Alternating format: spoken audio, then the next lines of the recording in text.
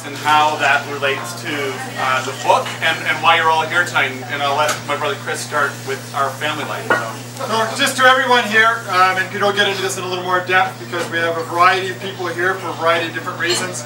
But really the reality is you're all here because you're part of our lives, you're part of this project which has taken on whole new meaning, as you see with Peter and I with the tattoos. It really has resonated with us far beyond than we ever thought it was going to. So for taking a little time out of your busy lives and joining us tonight, we say thank you.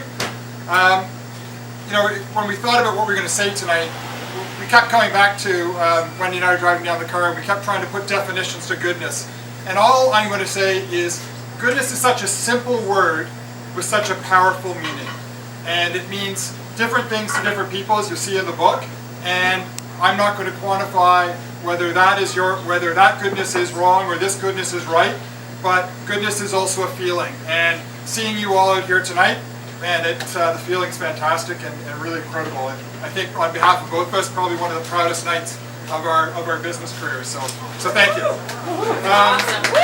We were very fortunate to grow up in a family. If mom and dad would put up their hands, our mom and dad are here tonight, and goodness really started. For us, goodness started here, and we were really fortunate. If we had become cretins in this world, then we would have done something wrong. We followed a role that was laid out from a very early age in terms of contributing to the community, in terms of time, in terms of financial commitment, in terms of passion. And we're also fortunate enough to grow up in a table, or to grow up around a family table. And that's what keeps coming through when we talk about goodness. And nights were spent together, sharing stories, laughing, trying to solve the world's problems, telling jokes, mimicking, you name it. And some of the best memories of us growing up as kids happen around that dining room table.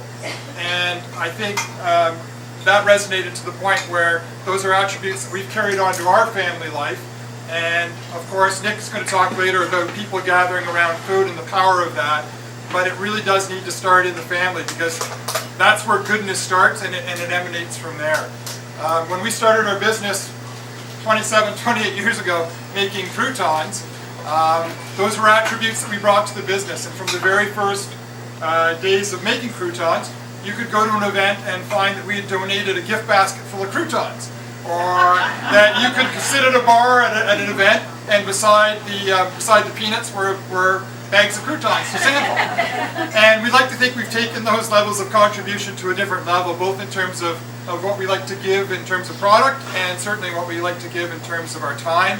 And certainly when we talk about a project like this tonight, the contribution we like to give, hopefully in a financial contribution to CFCC, but certainly